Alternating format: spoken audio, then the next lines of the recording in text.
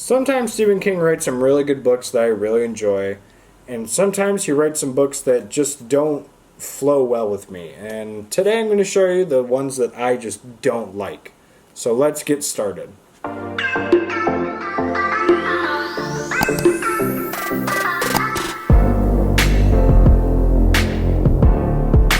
Hey guys, welcome back to my channel. I'm Zach with Zacks Books, and today I've got for you my least favorite Stephen King books he has written. I have 5 main ones in no particular order. They're just on the bottom of my totem pole. I have an honorable mention, and I'll explain the honorable mention when I get to it. If you guys are interested in any of these books, we're going to have them posted in the link down below, so don't forget to check them out. Anyway, let's get started. Alright, so the first one I have for you is my honorable mention.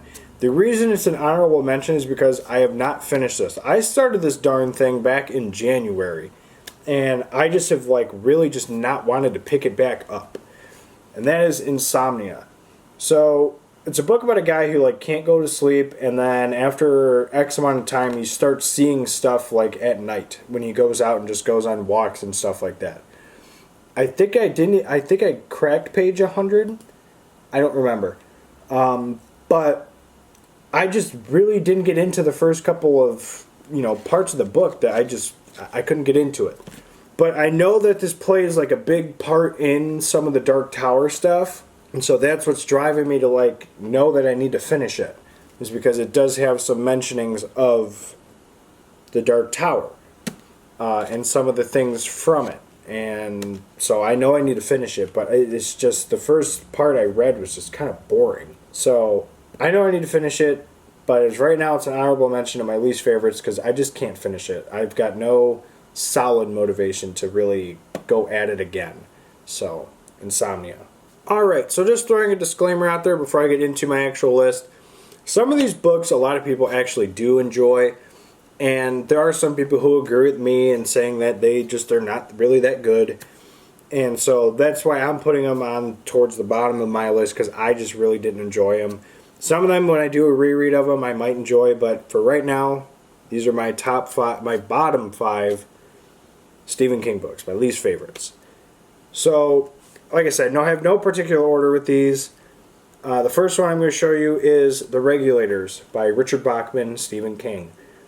So this is also in part with Desperation, which Desperation is one of my favorite books, to be honest. I just read it not that long ago, and it's a favorite. The Regulators, on the other hand, was really confusing to me. I really couldn't keep up with it. The first couple of chapters, I understood what was going on the whole time. It's okay, so these cars come into this town, start wreaking havoc, they kill people, and then all the townspeople start hiding.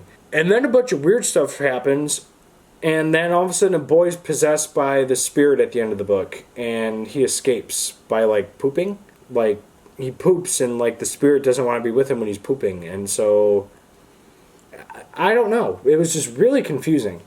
After reading Desperation though, I feel like if I do a reread of this might be a better book. But for right now, it's a bottom. I can't. I don't get it. The whole middle section just, I don't know what happened. And I paid attention. I just don't know what happened. So, The Regulators, I'm sorry, but you're towards the bottom for right now. Next on my list is a recent one he has written. And I think a lot of people actually enjoyed this one, but I just didn't care for it. And that's Elevation. I felt like this could have gone in a short story collection. I didn't think it really had the oomph in it to make it its own book, but I just really didn't like it. It's about this guy who loses weight, but he stays physically the same.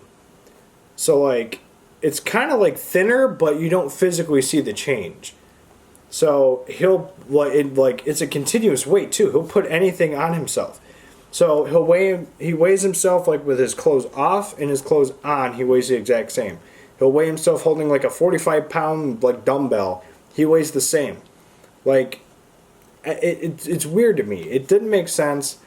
Now, yes, I get it. Some books don't need explaining and they work and they're good.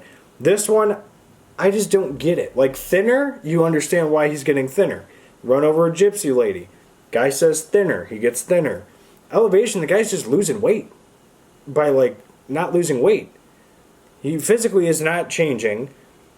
He befriends a lesbian couple, and at first they don't like him, and then they come around and like him, and then like at the end of the book he just kind of becomes like a balloon. Like not physically, but like he's light enough to where they have to like keep him tied down. And then the end of the book they untie him and he just floats away. What? I didn't get it. And I know some people really like the book, and I wish I could like the book, but I don't get it.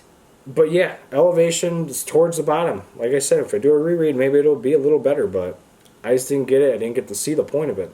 Coming in at, I can't say number 3, but coming in at the third book I'm going to show you is part of the Dark Tower series, and some people really like it because it explains a lot about the main antagonist or the main character in the series, Roland.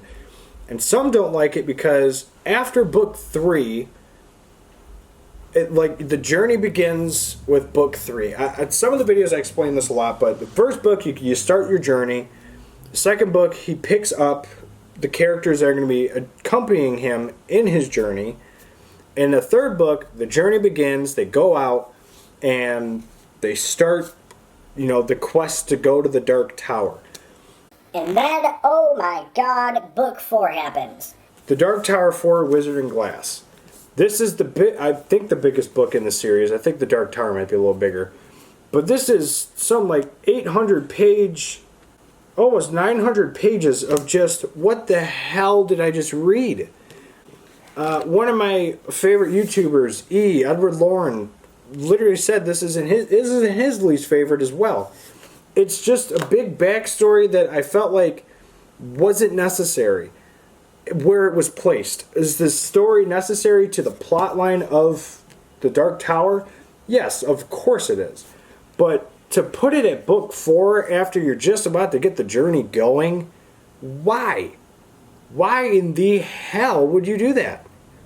It's like, yeah, I'm all pumped up. Cool. Roland, Jake, Oi, Eddie, Susanna, let's go. Wait, Roland, tell us about yourself for 900 pages, because I want to read that after we just started our journey.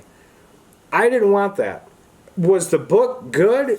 It had good moments, but it just took away from the main plot point. Put this as like the prequel, like the Sisters of Allura.